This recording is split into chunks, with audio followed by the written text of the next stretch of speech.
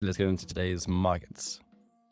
All right, so starting from the top, because we want to have a overview of what's happening on the dominant energy. There's been a progression along this range. Actually, I can use that there. And a very slow progression at that. I'm just curious to know whether or not it's going to stop here or do something weird. Because if it does stop there and turn down, that takes us towards $10,000. That's going to make a lot of people upset. For me, it's irrelevant. I love the Dow Jones, to be honest with you anyway. So Bitcoin moving down in this gradual way just means more betting against the market, a short positions, and just riding that down. So it's irrelevant in which way the market moves as long as it's moving. And if it doesn't move, we use the liquidity that comes in at open ball and the Dow Jones every day to counter that. Always winning, no matter what. Is what we do here at MTOPS. What I'm seeing here, okay, so that was a bit exaggerated clearly.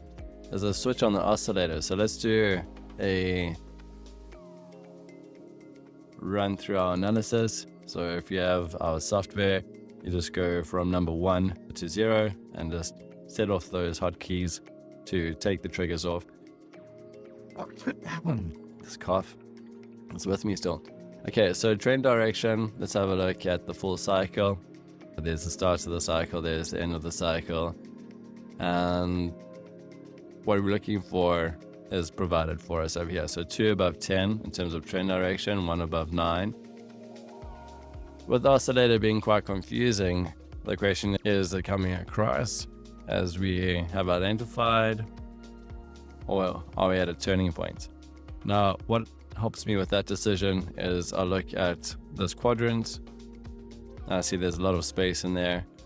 I can take that away. There's still a lot of space in this quadrant. It's just that we zoomed in just to see what's happening. So I don't think we're at a turning point. I think we're just moving across because that's what the market's obligated to do. It wants to make sure that it's got correct market structure so that the rest of the movie to follow has something to work from. Okay, so I want to keep this up there for now. It says here 3 days is what we expect to see. And then we just run through. Okay, so trend direction still up. Turning point spacing, so like that price is already above 1, so it's still uptrend. Scaling, it looks good. Maybe I'll adjust my time over here. What I'm looking at is the connection along these areas. Looks good.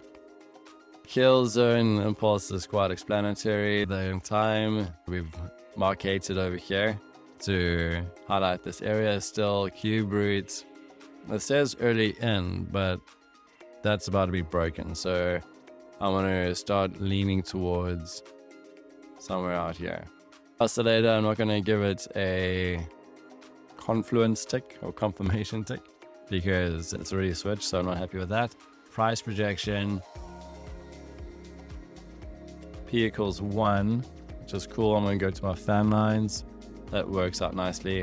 And if I just add my protractor on it, it works out to be alright. So yeah, I was saying 3 days, 26,000 seems to be the vibe. And I need to go back to how it was. Fan line arc curve, you've got third arc, 1 over 1. Okay. So what's nice, of course, is about going back to these charts and then running through a confirmation of what you had already seen. It just brings back the confidence in the explanation of what's happening in the markets that you saw last time around. What am I trying to say?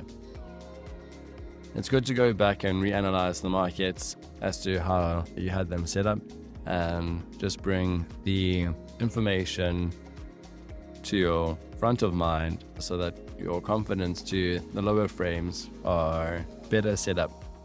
So don't get too lazy. Even though you've done the chart, it's just nice to rehash the information into your mind, to bring it front of mind to ensure that you're not overlooking anything as you go down. Okay, so 5's in over there. Still got quite a bit of space by the looks of things. Looking for a 6 for now in the PRI range for that. I don't see an oscillator switch, so I'm just going to go to my analysis over here.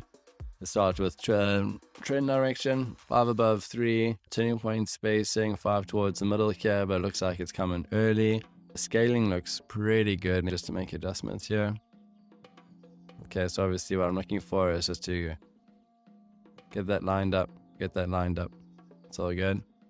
Kill zone is a great story told there. The time projection, my options are here and here. So let me just bring into some focus again.